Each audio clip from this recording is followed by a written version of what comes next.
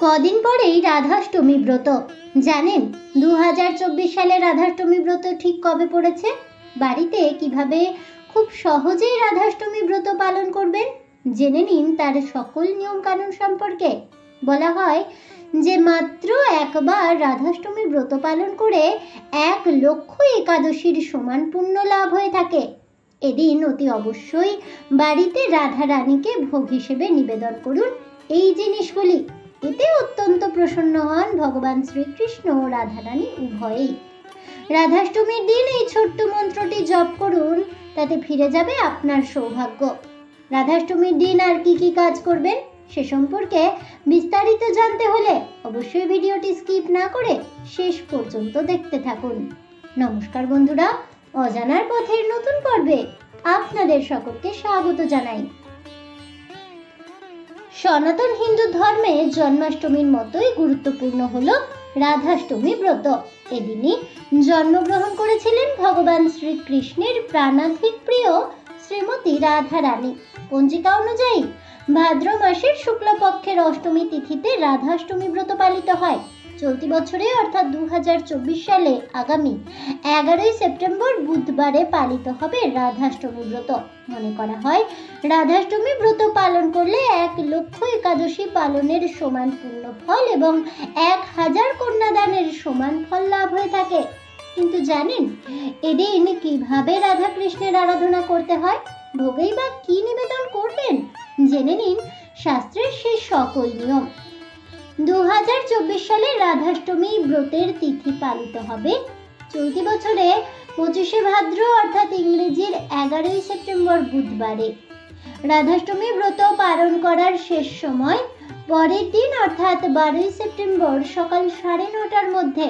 রাধারানীর পুজোর জন্য শুভ সময় রয়েছে 11 তারিখ সকাল 10টা থেকে দুপুর 12টার মধ্যে। তবে কিভাবে করবেন এই পুজো চলুন জেনে নেওয়া যাক। 1. রাধা কৃষ্ণের অভিষেক।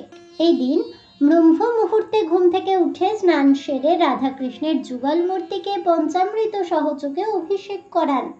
তারপর শৃঙ্গার সম্পূর্ণ হলে রাধা কৃষ্ণকে আসনে বসিয়ে দিন। যদি মূর্তির বদলে চিত্রপট পুজো করেন সেক্ষেত্রে একটা আয়নার মাধ্যমে প্রতিবিম্ব তৈরি করে অভিষেক সম্পন্ন করবেন। 2. নৈবেদ্য নিবেদন এবং পূজা পদ্ধতি।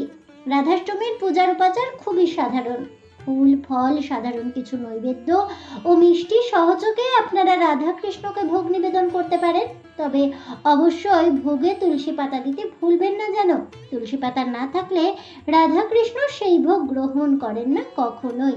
3. মন্ত্র পাঠ এবং জপ। অভিষেক শৃঙ্গার এবং নৈবেদ্য নিবেদন হয়ে গেলে রাধাষ্টমীর ব্রতকথা পাঠ করতে হবে।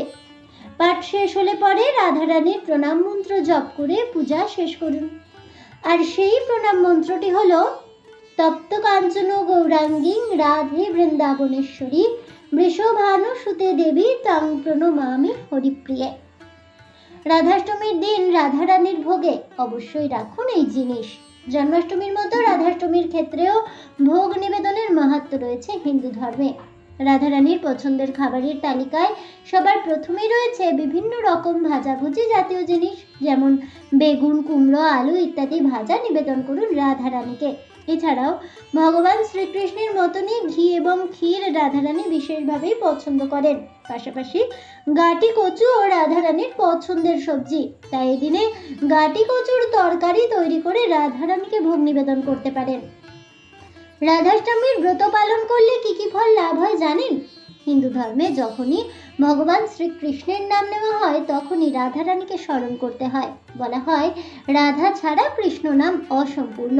পদ্মপুরাণ অনুযায়ী রাধাজি শ্রদ্ধেয় যাদব রাজা বৃষভানুর ঘরে জন্মগ্রহণ করেছিলেন এবং তাকে দেবী লক্ষ্মীর রূপ বলেই মনে করা হয়। 1.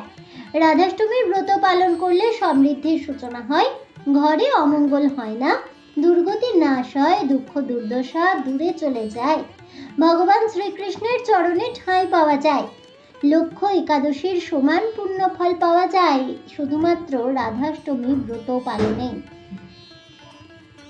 আজ এ পর্যন্তই। জয় ভগবান শ্রীকৃষ্ণের জয় হোক, জয় হোক শ্রীমতী রাধারানীর।